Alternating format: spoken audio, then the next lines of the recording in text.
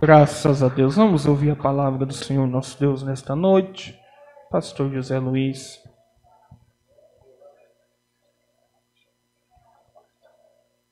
Graças a Deus, a paz do Senhor, irmãos.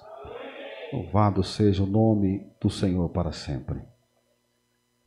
Vamos abrir a nossa Bíblia, irmãos. Se os irmãos quiserem ficar à vontade, podem ficar sentados, tranquilo, cada um naquilo que se refere à reverência para com Deus, irmãos. Está no coração, sempre diz que está no coração. Amém? Isaías capítulo 30. Vamos fazer a leitura oficial. Depois vamos entrar no ensino, no estudo da palavra. Os profetas maiores. Isaías capítulo 30, a partir do versículo 15. Amém? Isaías 30, a partir do 15. Porque assim diz o Senhor Jeová, o Santo de Israel: em vos converterdes e em repousardes estaria a vossa salvação. No sossego e na confiança estaria a vossa força. Mas não a quisestes. Mas dizeis: não antes sobre cavalos fugiremos. Portanto, fugireis, e sobre cavalos ligeiros cavalgaremos. Por isso, os vossos perseguidores serão ligeiros. 1000 homens fugirão ao grito de um, e ao grito de 5, todos vós fugireis, até que sejais deixados como o mastro no cume do monte, e como a bandeira no outeiro. Por isso, o Senhor esperará para ter misericórdia de vós, e por isso será exalçado para se compadecer de vós, porque o Senhor é um Deus de equidade. Bem-aventurados todos os que nele esperam. Porque o povo habitará em Sião, em Jerusalém não chorará mais. Certamente se compadecerá de ti a voz do teu clamor, e ouvindo-a te responderá.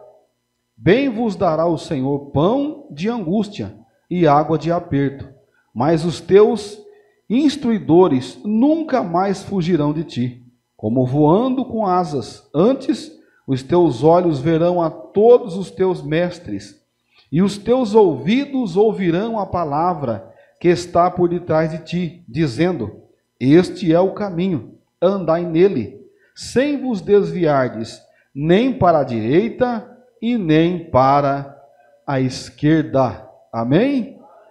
Podeis tomar assento, em nome de Jesus, e vamos dar sequência, irmãos. Glória a Deus. Na última oportunidade que tivemos de estudar a Bíblia Sagrada, nós estávamos aí por volta do capítulo 24 de Isaías, né? Do capítulo 24 até o capítulo 27.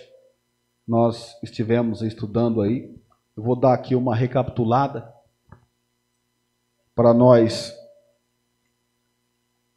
não ficar vago no assunto e fazer esse vínculo desta lição de hoje com a lição passada, né? Para não ficar vago, irmãos. Eu vou só aqui dar uma recapitulada. Que esses versículos de 13 a 23 de Isaías, eles contêm duas grandes verdades e duas ênfases que aqui o texto está nos dizendo e nos mostrando. O primeiro deles é a grande tribulação.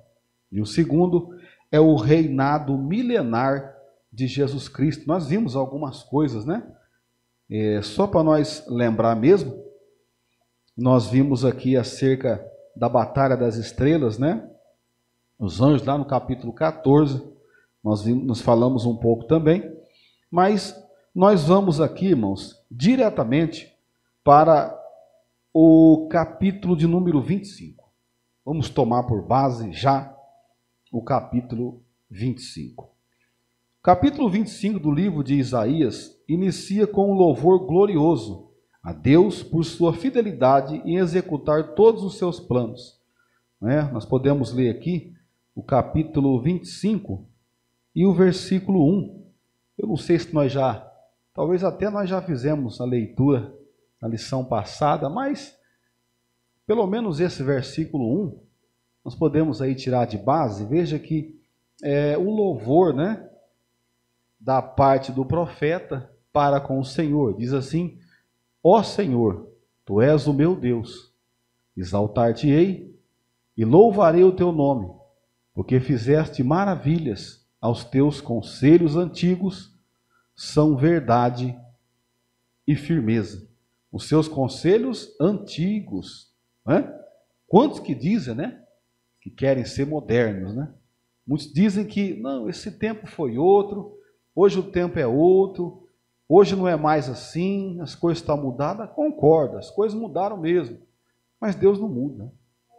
E os conselhos de Deus, eles são antiquíssimos. A Bíblia diz que são antiquíssimos. O profeta diz isso. E quando Deus escreveu, irmãos, não tem revogação. A palavra de Deus, ela nunca vai ficar velha.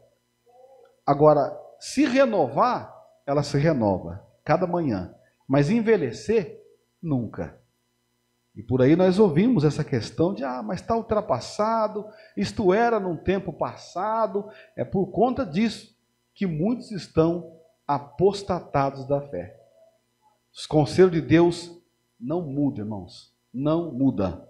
Louvado seja Deus. Os homens mudam, mas a palavra de Deus não pode mudar, irmãos. Em seguida, Isaías dá um claro exemplo da fidelidade de Deus, revelando seus planos ao abolir para sempre a morte. Veja aí um texto escatológico de Isaías, que aqui já vai começar. Nós, um pouco mais para trás, nós estudamos as profecias que se concretizaram na vida do profeta. Agora, nós vamos entrar nas profecias que são escatológicas, ou seja, apocalípticas, que ainda não se cumpriram, que ainda vão se cumprir. Veja, por exemplo, Isaías, o capítulo 25, e o versículo 7 e o 8. Veja, Isaías, o mesmo capítulo 25, o verso 7. E destruirá, esse termo aqui, irmãos, eu poderia dizer que é um verbo, né? Ele está no futuro, né? Então é uma profecia da parte de Deus, usando o seu servo, o profeta maior Isaías, para falar para profetizar sobre aquilo que ainda vai acontecer.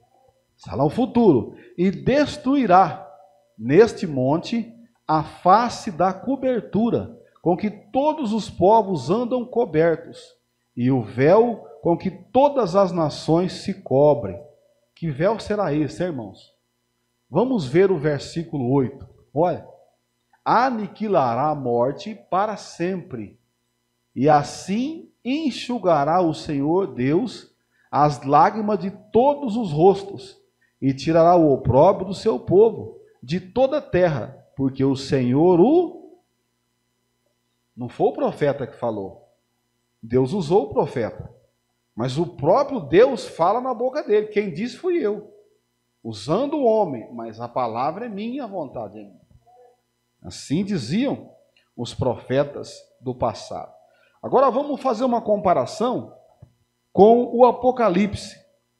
Veja que dentro do livro do profeta Isaías, nós podemos equiparar as profecias de Isaías, que Isaías recebeu do próprio Deus, e as profecias que João, lá na ilha de Patmos, arrebatado por Jesus, recebeu de Jesus, quando não suportou a glória de Deus e caiu com o rosto. A Bíblia diz que João, quando ele ouviu, ele se virou, para ver quem estava falando, porque a voz era aquilo que ele nunca ouviu. Então ele ficou atemorizado. Ezequiel, outro profeta mau, já disse que caiu com o rosto em terra, que ficou aterrorizado com a voz do Senhor. Irmãos, só a voz derrubou o homem de Deus. Não era qualquer um, era o homem de Deus. Ele caiu com o rosto em terra. Imagina quando Jesus voltar na glória, que não pode se misturar com o pecado e com as coisas imundas desse mundo. Imagina como é que vai ser. Vamos fazer uma comparação. Apocalipse 21, 4. Veja bem o que nós lemos aí, que o profeta disse da parte de Deus e o que João vai dizer quando recebeu de Jesus, que é o Deus Filho. Olha lá. E Deus limpará de seus olhos toda lágrima, e não haverá mais morte. Aqui, Deus está aniquilando a morte. Já aconteceu, irmãos? Ainda não. Ainda a morte ainda permeia o nosso meio. Tem levado muitas pessoas, querida. Mas um dia ela deixará de ser. Ela não será mais. Ela não existirá mais. Por isso que nesse instante, Deus vai enxugar as lágrimas. Num velório, irmãos, onde nós vemos muitas lágrimas, é num velório. Isso que está dizendo que nesse instante, Ele vai enxugar as lágrimas, não vai haver mais o luto, a morte.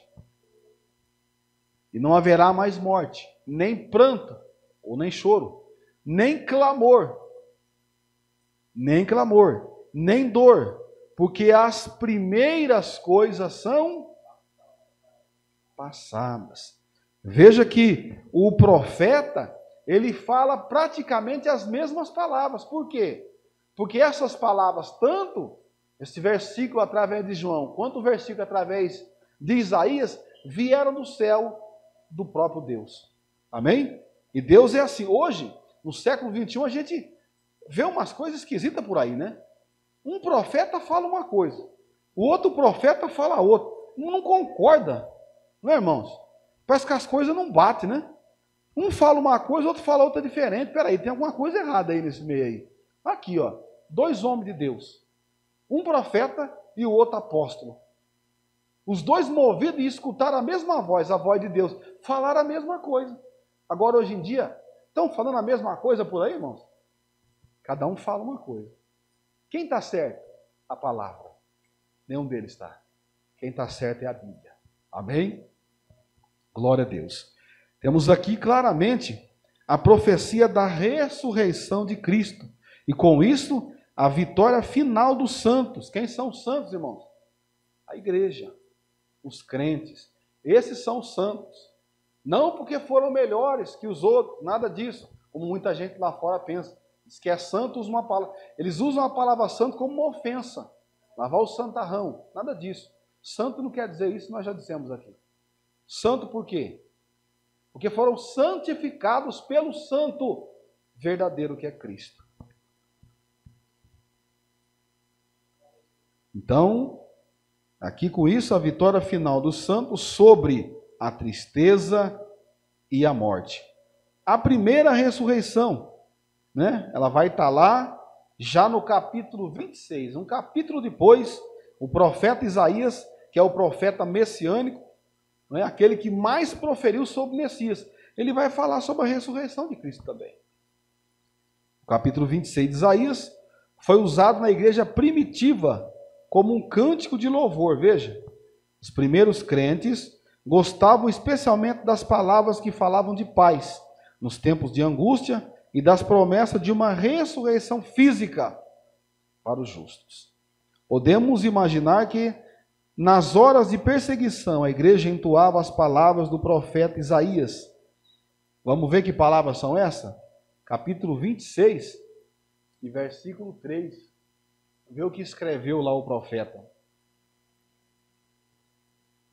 Era um cântico de consolo na época da perseguição.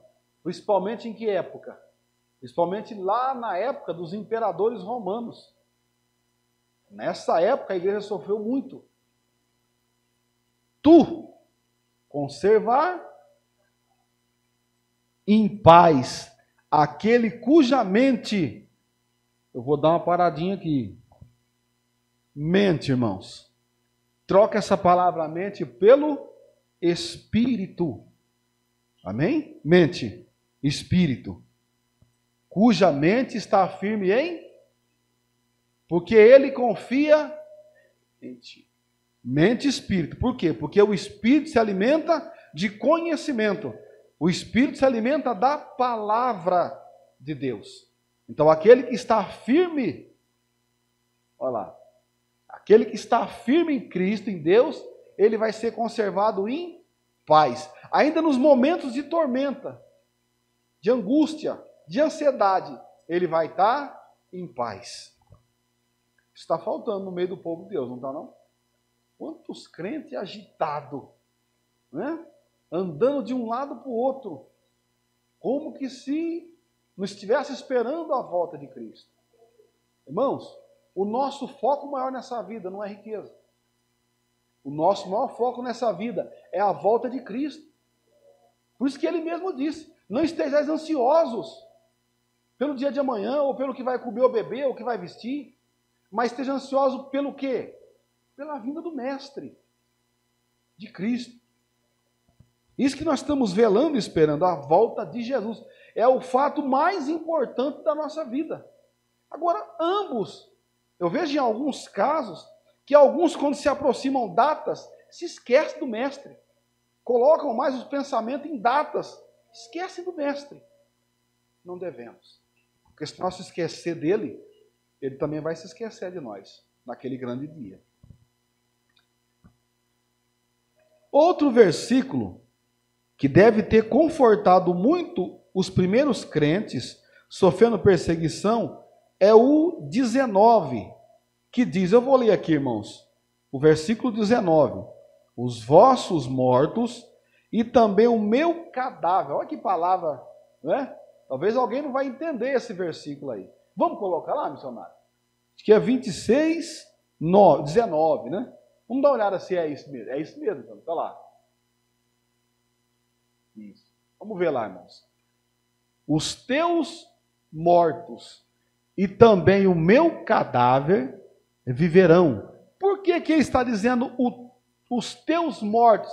Está se referindo a Ariel. Quem era Ariel, irmão Zé Luiz? Jerusalém. Sabe o que significa Ariel? O leão de Deus. Que era o nome dado também pela cidade de Davi, Jerusalém. Está aqui, ó. Os teus mortos, Jerusalém. E também o meu. Esse meu de quem era? De Deus. Os irmãos se lembram que a Bíblia diz no Apocalipse que os mortos restarão primeiro, esses aí. Viverão e ressuscitarão. Despertai e exultai, os que habitais, na onde, irmãos? No pó. Porque o teu orvalho será como o orvalho das ervas, e a terra lançará de si, a terra vai ter que devolver. Sabe por quê? Porque pertence a Deus. O mar também, o Apocalipse diz que o mar também vai ter que devolver, porque é de Deus. Descansa o teu coração. Tudo aquilo que você entrega para Deus é dele. É dele. Não tem revogação. Nós já dissemos aqui, se alguém consagra algo e põe no altar, não adianta querer pegar de volta. Não pode. É de Deus. Pertence a ele. Não tem mais troca, não tem volta mais. A gente vê às vezes eu vejo umas expressões, o ex-obreiro. Quem já escutou essa expressão por aí? Quem falou que existe ex-obreiro? Não existe ex-obreiro, irmãos. Existe obreiro. Se ele está fazendo a obra ou não, isso aí vai acertar a conta depois, mas ele nunca vai ser ex. Ele vai ser obreiro para o resto da vida. Só que quando chegar o dia do acerto, ele vai ter que prestar conta. Não existe ex-obreiro. Amém? Vamos lá. Vamos um pouco mais à frente, irmãos. Vamos seguir. Vamos ganhar aqui algumas páginas nesse estudo. E parece que o estudo vem rendendo um pouquinho, graças a Deus, né?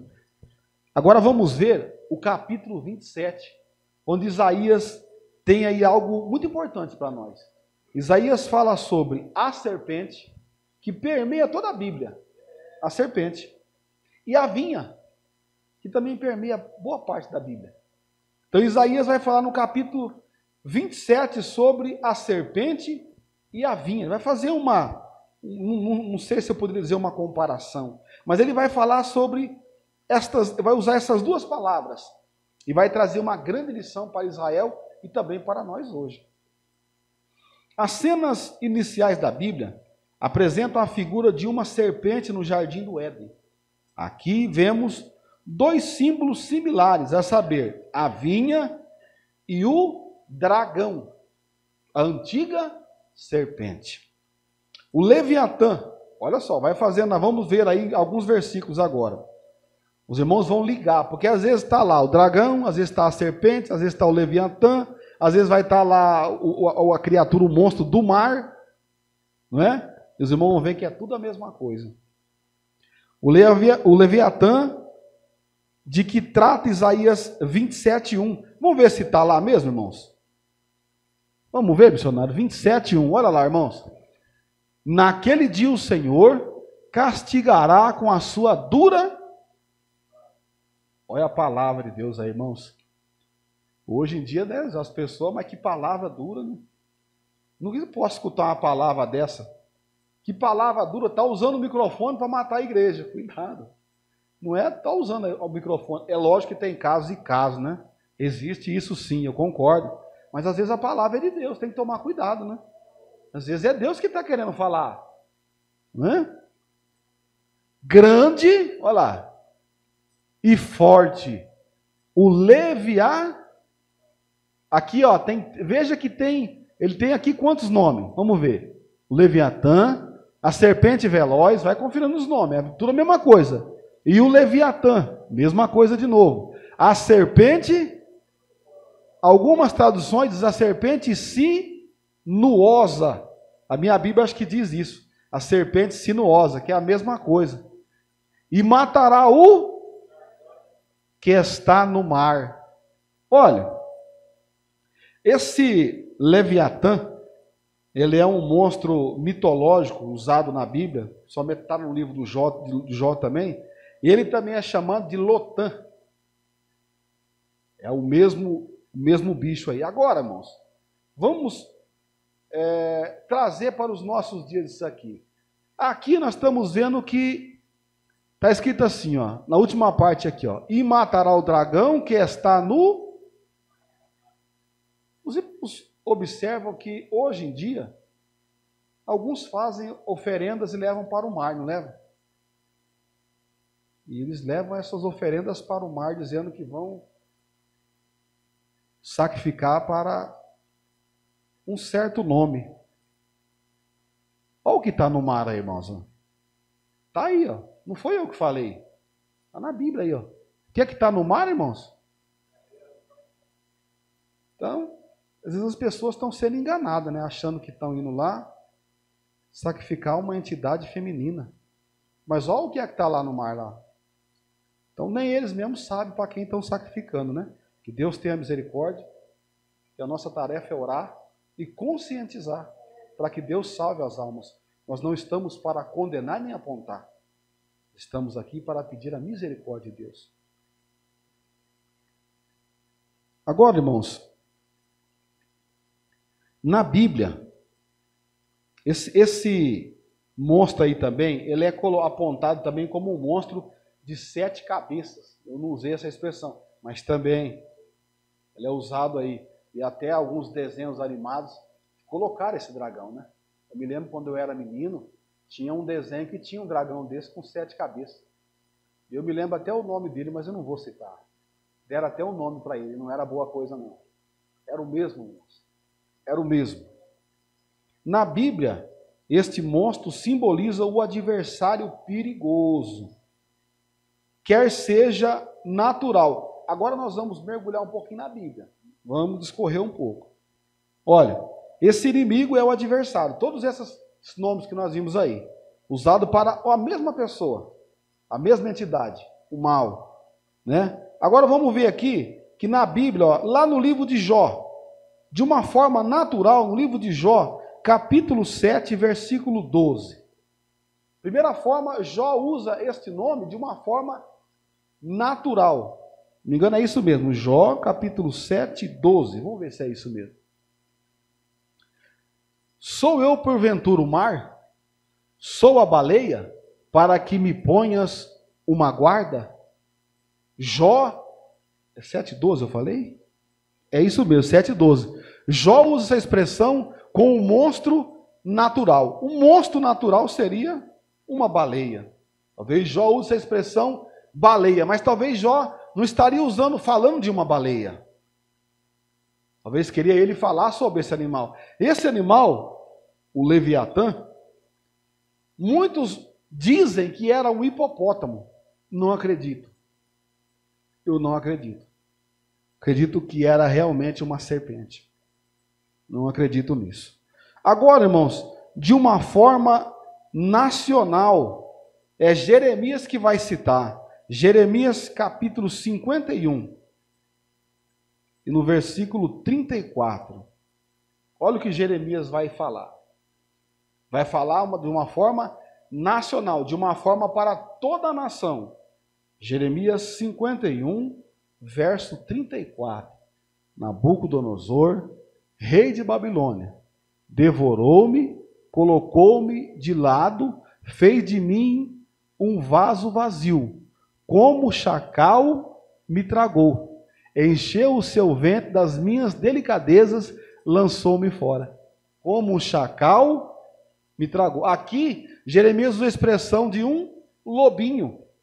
O chacal é isso, não é? Alguns dizem que é um cachorro selvagem, mas é uma espécie de um lobinho, um chacal, né? Agora, irmãos, de uma forma espiritual. Quem traz numa forma espiritual é quem? É Isaías. Isaías, nesse capítulo, no capítulo 27, Isaías fala, né, de uma forma espiritual. Hoje que nós lemos aqui, né? No 27, versículo 1. Vamos ver também aqui, ó, tem uma expressão aqui. Vamos dar uma olhada no livro do Apocalipse. Aqui Isaías nós já vemos uma referência. Mas vamos para o Apocalipse, capítulo 12 e versículo 13. Apocalipse, capítulo 12 e o verso 13. Olha aqui de que forma que João fala. E quando o dragão viu que fora lançado na terra, perseguiu a mulher que dera à luz o filho homem. Veja então que o dragão ele não estava na terra. E quando o dragão viu que fora lançado na terra. Então aqui, João, ele usa a expressão mesmo aqui espiritual. Também como Isaías usou. Da mesma forma, espiritualmente falando sobre este monstro. Que Leviatã, serpente sinuosa e vários nomes que ele tem na Bíblia Sagrada. No versículo a seguir, é assegurado que esta oposição por parte da serpente será um dia completamente abolida. É o que nós vimos aí, né? No Isaías 27, 1. Irmão, não precisa... eu vou ler aqui novamente. Veja só. 27, 1. Aí é Isaías quem está dizendo de uma forma espiritual, né? De uma forma escatológica. Ele diz assim: naquele dia o Senhor castigará com a sua dura espada, grande e forte, o dragão, serpente veloz, e o dragão, serpente sinuosa, e matará o monstro que está no mar. Louvado seja o nome do Senhor. Olha, destruído o dragão, Israel se tornará uma vinha fecunda.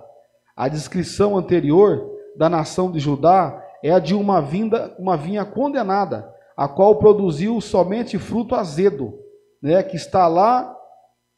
Nós vamos ver essa expressão em Isaías capítulo 5. Isaías capítulo 5, versos 1 a 7.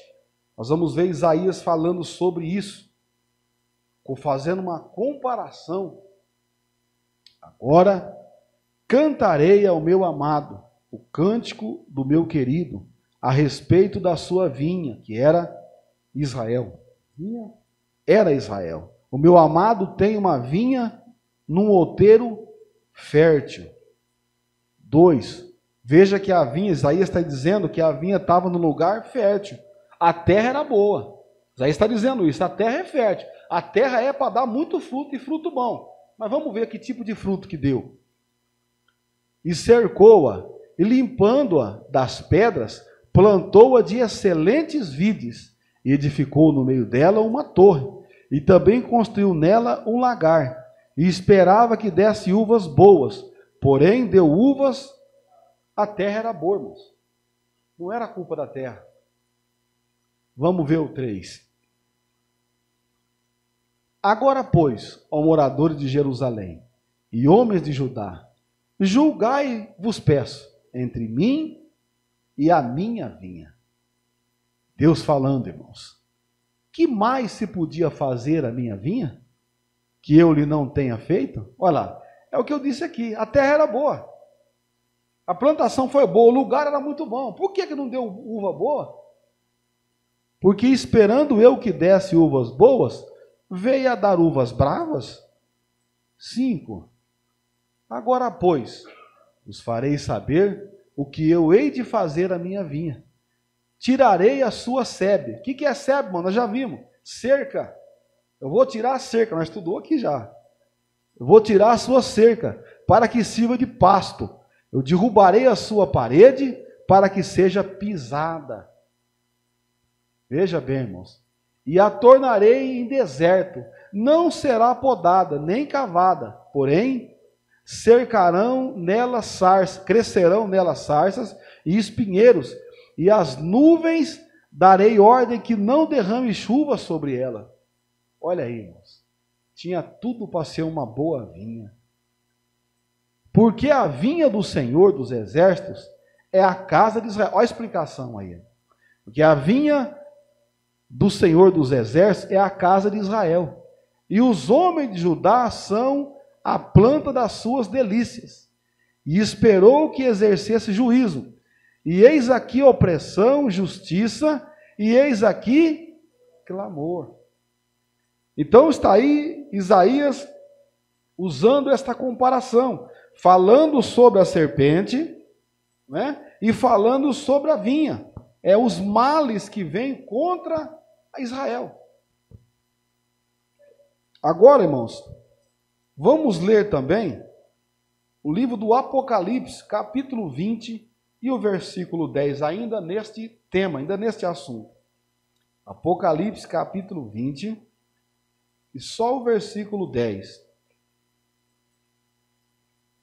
Olha só, irmãos, agora mudou, né? O dragão agora está em outra palavra. O Leviatã está na palavra certa agora lá. Agora não tem mais palavra para esconder a verdade, não. Está lá. E o diabo, que os enganava, foi lançado no lago de fogo e enxofre, onde estão a besta e o falso profeta.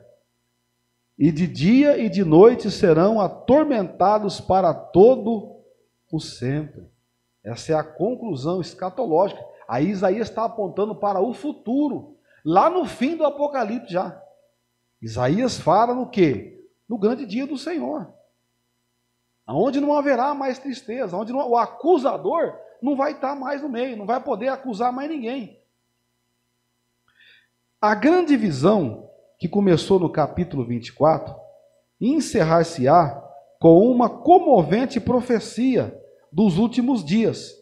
Olha aqui, ó, naquele dia, vós, ó filhos de Israel, sereis colhidos um a um. Naquele dia se tocará uma grande trombeta. Vamos ver onde está isso, irmãos? Primeiramente, vamos para o capítulo 27, versículo 12 e 13. Nós vamos fazer uma comparação aqui. Depois vamos lá para o Novo Testamento. Isaías, capítulo 27, versículo 12 e 13. E será, olha aí o profeta profetizando acerca do fim.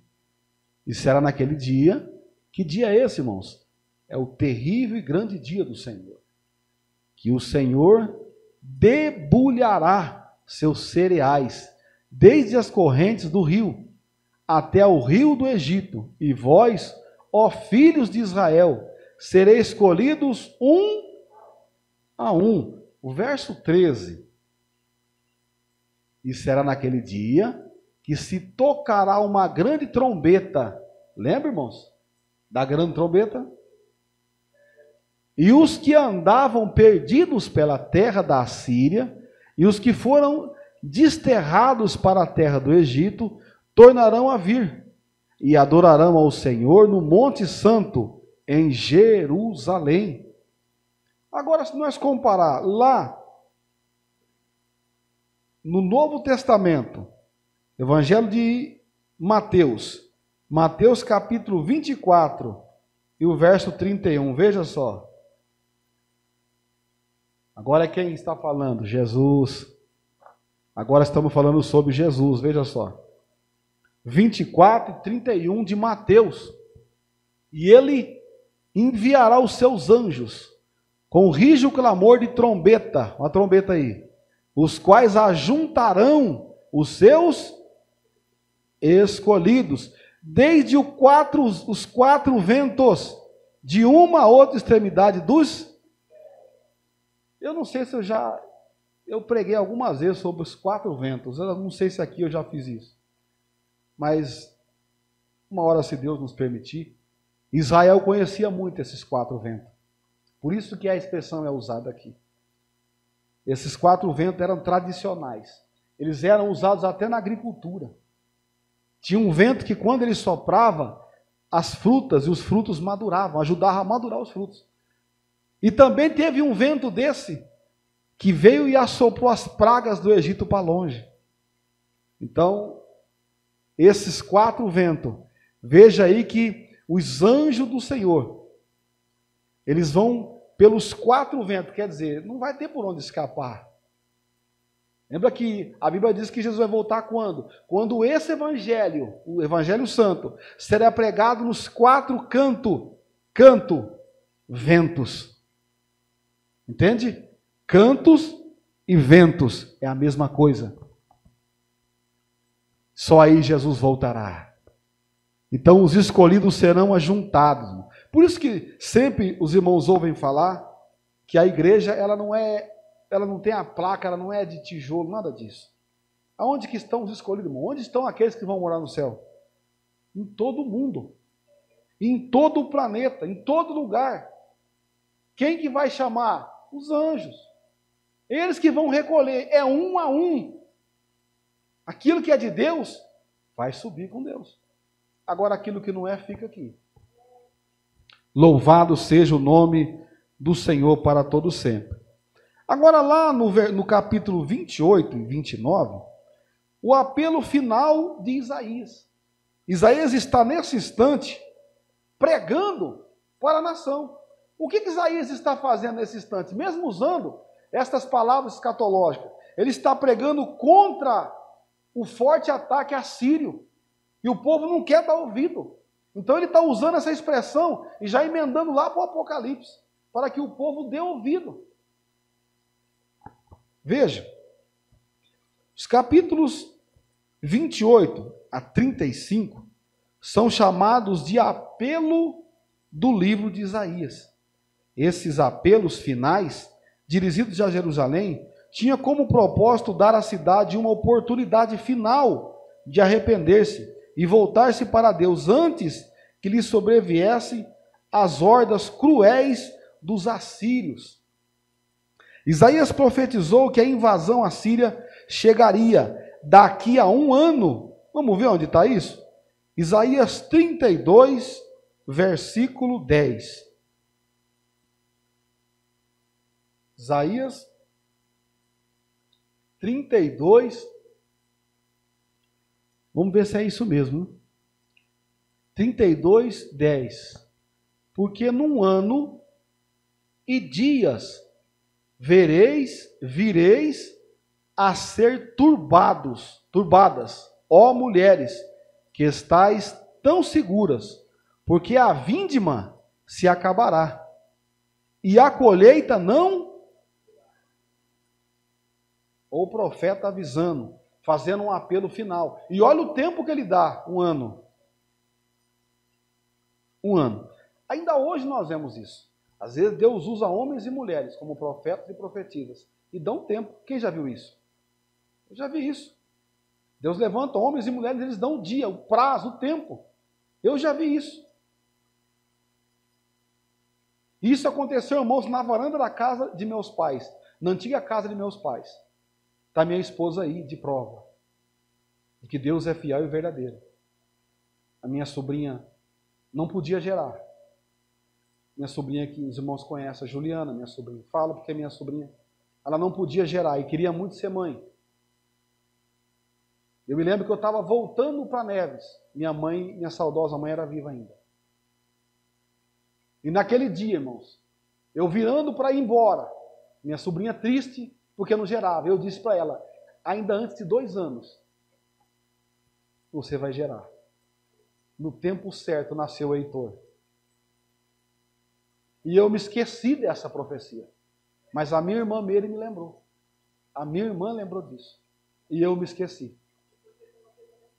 Olha lá, eu não falei isso, tá vendo? Eu também não lembrava. Tá aí a prova, eu não lembrava. E quem me despertou foi minha irmã. Por que isso acontece, irmão? Porque quem fez foi? Isso é para que o homem não se glorie. O homem tem que esquecer mesmo. Porque ele é só uma ferramenta. Quem fala é Deus. Aqui como Isaías está falando. Ó, é Deus que está falando. E passa. O homem ele é só uma ferramenta, ele é só um instrumento. E Deus usa quem Ele quer, sim. Deus usa quem Ele quer. Amém? Vamos dar sequência, irmãos. Nós já vimos aí, ó, o que aconteceria, Isaías deu o tempo. Era um último apelo que Isaías estava fazendo. Porque Deus estava querendo despertar o seu povo, a sua cidade, que Ele tanto amava. A ideia e a vontade de Deus não era destruir o seu povo. Deus compara o seu povo a uma vinha. E Ele mesmo falou, a terra é boa. Eu coloquei vocês aí para dar fruto, não foi para matar ninguém. Deus não é tirano, não é cruel. Mas infelizmente o povo que não quis frutificar. Não se aproveitou da terra, não quiseram o que tinha de bom na terra, mas quiseram o que tinha de ruim.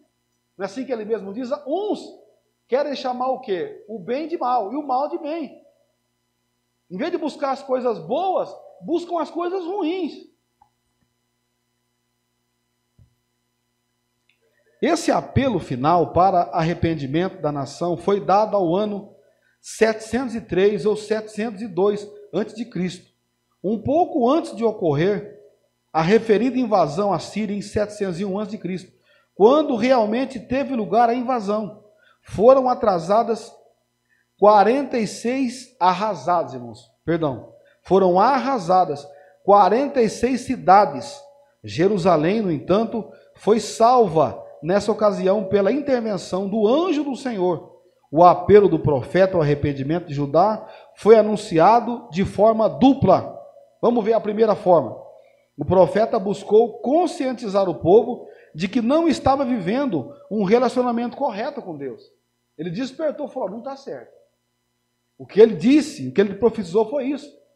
O nosso relacionamento com Deus não é bom. Alertando o povo, o segundo apelo, expôs o plano de Deus, visando a libertação de Judá das mãos do inimigo, com base no arrependimento e na confiança nele. Vejamos a seguir o apelo sobre seus dois lados, observando o contraste entre eles. Aqui tem um reloginho aqui, ó, cronológico. Eu não vou colocar ele aqui porque são contas e anos. Isso não vai edificar não, irmãos.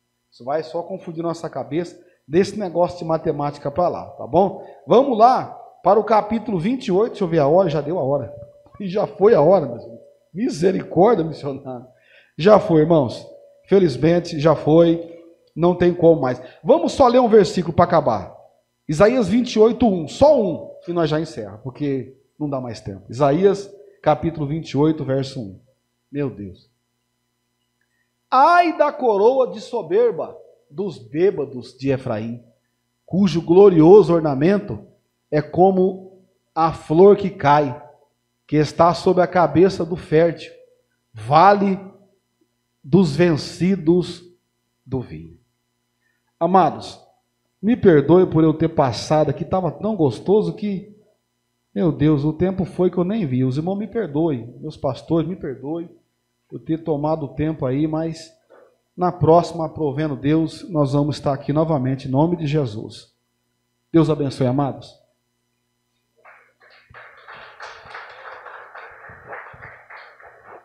Graças a Deus. Como é bom aprender da palavra do Senhor. Como é bom aprender da palavra do nosso Deus. temos certeza que a cada estudo, a cada ensino, nós somos edificados pela palavra do Senhor. Você que tem a sua oferta, o diácono Marcos vai passar colhendo. Contribua com a obra do Senhor, contribua com a obra de Deus, e querendo o Senhor, quinta-feira estaremos todos juntos reunidos em mais um culto de curas, libertação e milagres. Estaremos todos juntos na presença do Senhor nosso Deus. Você que tem a sua oferta, o servo do Senhor está passando aí para colher. Nós vamos estar orando ao Senhor para retornarmos aos nossos lares nesta noite. Amém? Graças a Deus. Glórias a Deus. Oremos ao nosso Deus. Eterno Deus e Pai, meu Deus, nós te agradecemos por tudo que tens feito, por tudo que hás de fazer. Te agradecemos pelo culto desta noite, pelo ensino da Tua palavra, meu Pai, a qual foi de grande valia aos nossos corações. Meu Deus, que a cada dia o Senhor possa nos instruir através da Tua palavra, nos corrigir através da Tua palavra, meu Pai. Meu Deus, porque, meu Deus, está escrito que ela é como a espada de 2 gumes, meu Deus, que penetra entre juntas e medulas, meu Pai. Muito obrigado, Senhor. Muito obrigado pela vida dos Teus filhos, dos Teus servos. Abençoa o nosso retorno aos nossos lares, meu Pai, e que na noite de quinta-feira possamos estar juntos na Tua presença. Muito obrigado por esta chuva que cai sobre o solo da terra. Muito obrigado pelo refrigério, meu Pai. Nos conceda, meu Deus, saúde e paz, para que possamos te servir com excelência e na Tua presença. Meu Deus, é o que nós te pedimos e queremos te agradecer nesta noite, em nome do Senhor Jesus. Amém? Estenda as suas mãos, que a graça do Senhor Jesus Cristo, o amor de Deus e as consolações